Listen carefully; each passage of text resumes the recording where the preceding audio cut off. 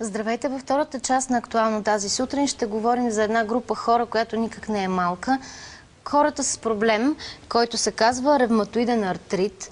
Беше организирана асоциация, т.е. формирана асоциация на пациентите с ревматоиден артрит, с техните проблеми и с това, с което сега те се справят. Ще си говорим в следващите минути с моите гости Роза Чеглайска, която е представител на Асоциацията на пациентите, и доктор Любомир Маринчев, който от клиниката по ревматология към болница Свети Иван Рилски.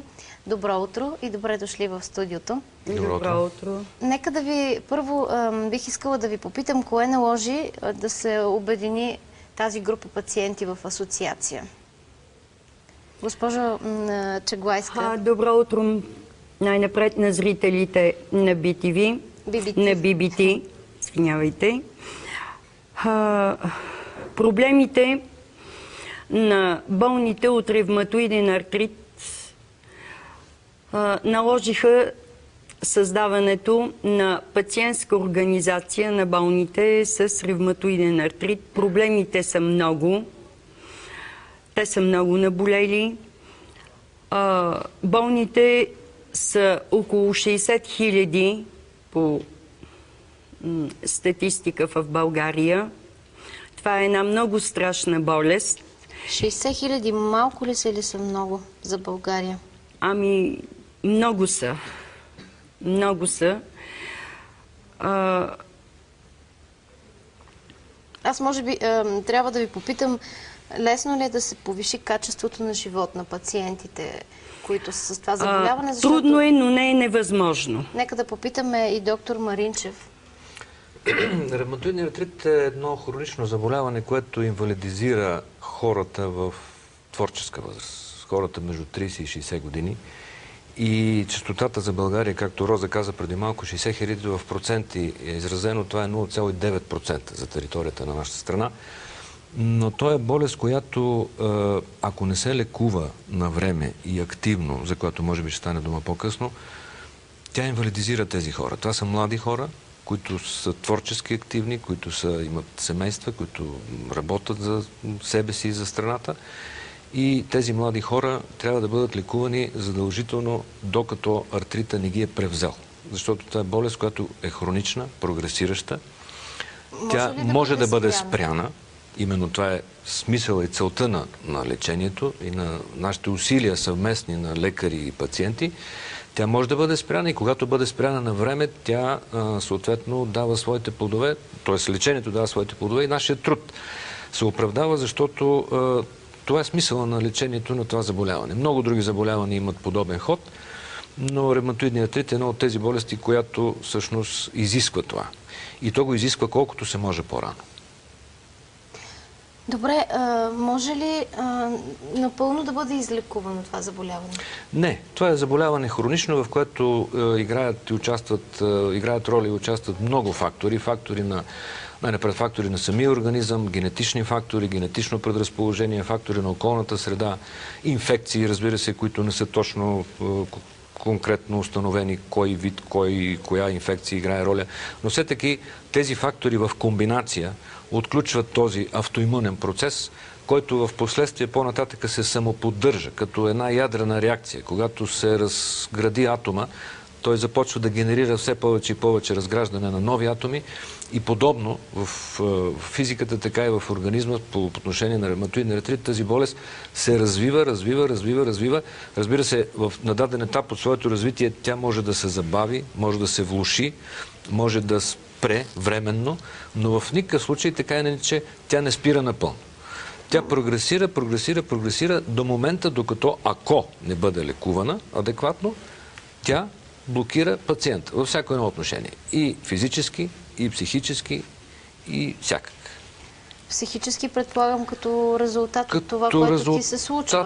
Това, което ти се случва, да. Като резултат от болката, резултат от сковаността, резултат от това, че болния се чувства, че може да бъде активен, но не може на практика, поради това, че той е скован и неподвижен. Нещо ми подсказва, че всъщност, въпреки че има лечение, нещата в България не са добре наред. При положение, че се създава такава асоциация за защита правата на пациентите, Получават ли адекватно лечение пациентите с това заболяване в България? Значи пациентите могат да получават адекватно лечение. Лошото е, че държавата не ни помага.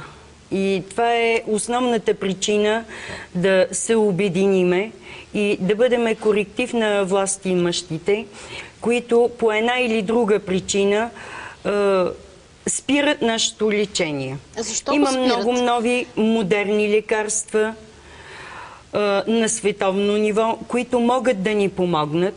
Може артрита да бъде спрян и хората да бъдат трудоспособни. Има много млади хора, които са болни. Много млади хора. И е много погрешно мнението, че това е болест на старите хора.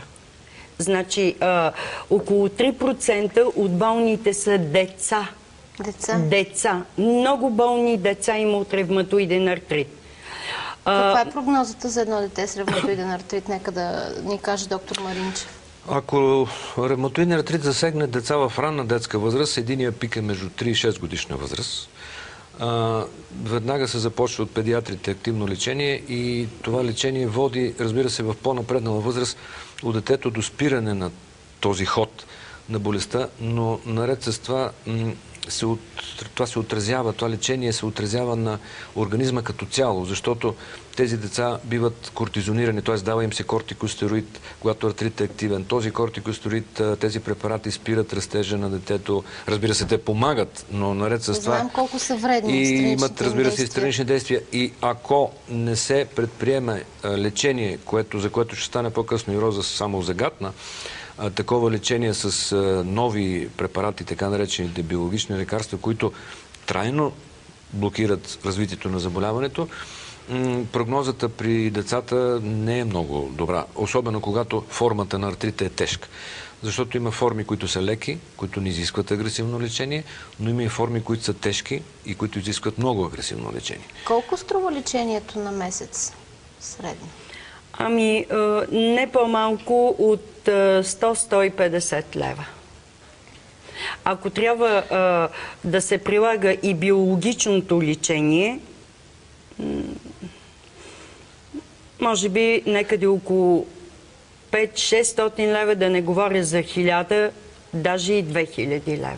На месец? На месец, да. До момента нещо поето ли от здравната каса? Изобщо някаква помощ? Значи, в 2010 година здравната каса пое част от биологичните препарати и някъде около 30-35 човека имаха щастието да бъдат лекувани. Но в един момент здравната каса спря реимбурсацията и тези хора останаха без лечение, което е много страшно и несправедливо спрямо тези хора, а те, за съжаление, повечето са млади хора. При спиране на лечението какво се случва? Има ли обратен ефект? Случва се обостряне. Спиране на лечението, артритът е бил потиснат, спрян до момента, след като се спре лечението, след няколко месеца после действие на съответното лекарство се обостря отново. Много случаи се обостря много силно. Това обостряне е по-изразено, отколкото преди започване на лечението. Така, т.е. не трябва да се спира. Не трябва да се спира. Сега по новите насоки и директиви на Европейската лига за борба срещу ревматичните болести, лечението с тези биологични средства трябва да продължава дълго време. То трябва да продължава година и повече и след това, след като настъпи това подобрение, спиране на този болестен процес, това лекарство, международните експерти от международните комисии постановяват, че трябва да има едно намаление, но не спиране на препарат. Тоест да има намаление на дозата, разреждане на дозата, да кажем във времето, именно, и да може да се поддържа това ниво на ремисия, както ние наричаме, т.е. на липса на активност на болестта. Целта е да се стигне до липса на активност, неактивно заболяване. Целта е да се стигне до един оптимален комфорт на пациента, имам предвид физически и психически, и след това с по-ниски дози, през по-голям интервал, да се поддържа този комфорт и тази физическа активност. Това е смисъл. Добре, но какво всъщност се случва на практика? Но случва се на практика, че болният идва при лекара, преценява, че този артрит е тежък, че той има лоши прогностични фактори, че трябва да му се включи това средство. Средството обаче не може да бъде включено веднага поради ред финансови и технически причини. Артрита си върви, той не чака. Мога ли да ви прекъсна? Имаме зрител, Да? защото обяснението очевидно не е кратко. Здравейте, включваме ви в разговора. Добро утро. Ало? В ефир сте. Добро утро. Аз бих желал да споделя с вашите събеседници, че имах сериозен артрит с зачервяване на левия крак, нали, като томат беше станал червен, огромно подуване и невероятни болки. Не можех да стъпвам. Бях в инвалидна количка. Чудеха се с какво още да ме лекуват. Не даваше никакви резултати. И в крайна сметка от Италия ми изпратиха лекарството Артрикол. Повтарям го, Артрикол, което успя да ликвидира цялата тая работа, целият този ужас, само за 7 дни. Само с 7 таблетки. А трябваше да го пия така по предписание, както вътре е опътването, някъде около 15-20 дни. Само за 7 дни аз успях да си оправя крака и до ден днешен да чукна на дърводето, казват хората. Това са вече 2 години и половина, никакви проблеми.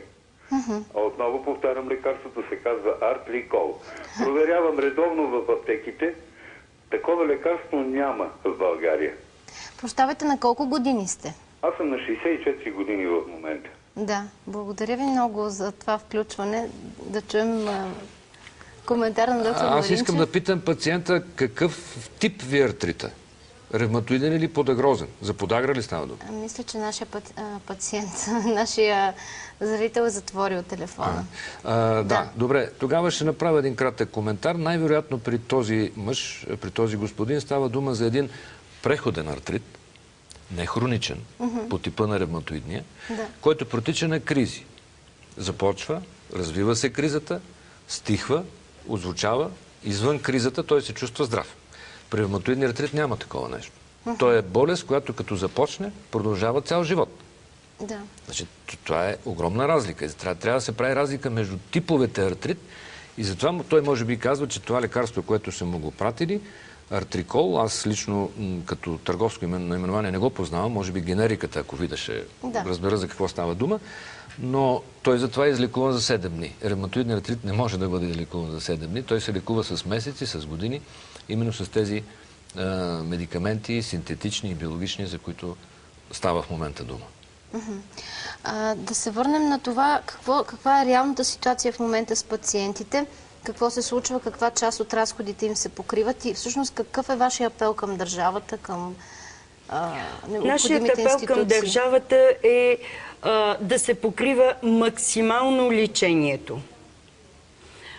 То е много скъпо. Много скъпо е. Разбрахме, че с биологичните лекарства може до 2000 да стигне на месец. Припомням за зрителите. Това е най-малко. Нали, казвам го най-малко. И много малко хора биха могли да си го позволят. Затова нашия апел и нашата борба ще бъде държавата да поеме изцяло, не частично, изцяло лечението на ревматоидно болните, както е в Европейския съюз, както е в целия свят. Имате ли контакти в момента, до момента? Какво сте предприели и какъв отговор сте получили за няколкото месеца никакъв отговор все още не сме получили. Изпратили сме 2 протестни писма до Здравната каса, до Министерството на здравеопазването. Искаме да знаем причините, поради които беше спряно биологичното лечение и то на една част от хората по средата. Но до този момент нямаме отговор. Да. И хората чакат. През това време болестта се развива, те се инвалидизират, не са трудоспособни. Просто не сме полезни на обществото. Това е една причина, която ни кара да се обединиме и да бъдем заедно срещу болката и срещу болестта. И достатъчно сериозна причина за апела, който отправяте. И разбира се, топката е в тези, от които зависи да бъде взето адекватно решение. Нека да чуем следващия ни зрител. Добро утро! Добро утро! Искам така активно да се включа по тази тема, тъй като аз съм млад човек с ревматоиден артрит. Имала съм шанса да се лекувам един път по здравна каса с биологично лечение. Преди това съм се лекувала с дарения, които лично съм си ги търсила. Вероятно, вие сте от онези 35 някъде души, които... Да, от тези 35 души... На колко години сте? Само ни кажете, моля ви. На 26 години съм в момента. С какво се занимавате? Секретар-деловодител съм. Професията ми е историк, но не съм се занимавала активно с история. В момента можете ли да упражнявате професията си? Изобщо какво е вашето положение? Нека вие да ни разкажете. Професията в момента не мога да упражнявам, тъй като тя изключително е свързана с училище. Трябва да съм в прав строеж, което така затруднява нещата, но по принцип след всяко биологично лечение нещата стигат до някаква ремисия, в която човек се чувства по-добре. Но както доктор Маринчев каза, всяко прекъсване води до агресивността на заболяването. Вероятно втория курс едва ли ще мога да си го направя с биологичното лечение, тъй като е прекалено скъп и човек, ако не си намери спонсори, т.е. няма как да го продължи. Затова приветствам идеята на тази организация активно да се бори за нашите права. Аз видях вече отдолу адреса, така че ще ги потърся. Да, и ние ви апелираме, обърнете се към тях. Какво се случи след прекратяването? Какво се случи след прекратяването на лечението ви? След прекратяването на лечението минаха някъде около 2-3 месеца. Артрита активно се отключи.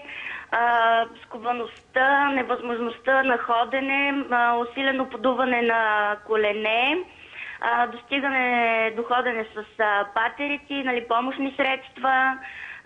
Както вече доктор Маринчев каза, невъзможността да си позволиш биологично лекарство е прилагането на тези кортизонови препарати, които пък дават своите странични ефекти, като цяло. Много, за съжаление, много лошо звучи. Добре, още един въпрос към вас. Как набирате средства? Казахте с дарения. Това съм убедена, че е доста трудна и във всяко едно отношение трудна работа. Да, по принцип доста е трудно. Аз така имах шанса, да... Първия курс, който правих с заплащане, да си набера средствата с помощта дори на лекар от града, в който живея. Така представиме пред даден тип хора, които казаха, окей, няма да има проблем, ще платиме лечението. И слава Богу, че те го платиха и си направих поне първия курс, след това втория по здравна каса, но за в бъдеще, ако това лекарство не влезне по здравна каса, явно няма да имам възможност да си го направя. Много ви благодаря, че се включихте в разговора ни. Беше много полезно вашето участие. Отново за зрителите да кажа, изписане отдолу на екраните ви адреса, на който може да прочетете повече и да се обърнете към новосформираната и вече не толкова нова асоциация на пациентите с ревматоиден артрит. Така, ние вървим към финала на разговора. Може би, изкушавам се, доктор Маринчев, да го попитам за коментари, да обобщите, защото ние констатираме нещо, а всъщност има ли разрешение на проблема? Да, аз искам първо да кажа, че така като един пролог към този финал, към тези заключителни думи, че трябва лечението на болните с ревматоиден артрит да бъде строго индивидуализирано. Не може всички болни с ревматоиден артрит да бъдат сложени под общ знаменател по отношение на терапията. Защо? Защото ревматоидният артрит, както казах в началото, има по-леко протичане, има по-тежко протичане, има и много тежко протичане. В тази връзка, когато става дума за млад човек с ревматоиден артрит, който има бърз ход, т.е. върви бързо, прогресира бързо, когато няма време да чакаме да изпитваме лекарства, да изписваме лекарства, които са по-леко действащи, по-меко действащи, защото артрита ще го завладее, тогава вече трябва да се пристъпи към тези биологични средства, които държавата трябва, по мое лично мнение като професионалист, ревматолог, изцяло трябва да поеме финансово.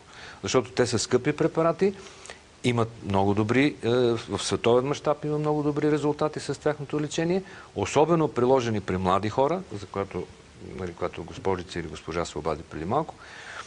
Те ще дадат своя резултат във времето и болните ще останат доволни. Така че тези артрити, които са при млади пациенти тежки, трябва да се действа бързо. Трябва да се действа бързо, не може да се чака. Много ви моля за много бързи 2 съвета или 1 съвет. Какво не трябва да правим, за да предотвратим това заболяване? Има ли нещо, което зависи от пациента или просто е това, предначертано? което не трябва да се прави, не трябва да става самолечение. Болният не трябва да почва на своя глава лечотерапия. А от здравите хора, за да не се разболеят от здравите хора, за да не се разболеят, няма някаква обща рецепта, която да... Тъй като болестта е автоимунна, както казах в началото, има много фактори, които оказват влияние за нейното започване и развитие, така че тук не може да се каже нещо конкретно, някаква профилактика за това какво трябва да прави болния, за да не се разболее. Но пък важно е да няма и самолечение, разбираме. Това е много важно, защото нашите препарати са много добри, но те всъщност в същото време имат и много странични ефекти. Така че пациента, който не познава лекарствата и не знае за какво става дума, той не може да си самоназначава, трябва да бъде видян от ревматолог-специалист с голям, богат опит и съответно да се предприеме адекватното лечение. Благодаря ви много. Заключителни думи от госпожа Чеглайска. Когато болестта е дошла, ние трябва да се научим да живееме с нея. И моят апел е към всички, които имат това заболяване, нека дойдат при нас и нека заедно да се научим да живееме без болка. Много ви благодаря. Ние благодариме. Желая ви хубави празници, които съвсем скоро предстоят. Благодаря за вашето участие. Надяваме се, че доколкото изобщо зависи от нас, пък и от вашите контакти, управляващите ще погледнат сериозно на проблемите на пациентите с ревматоиден артрит, защото това е заболяване, което се нуждае от решителни мерки от някои органи, от които зависи да се промени ситуацията. Благодаря ви.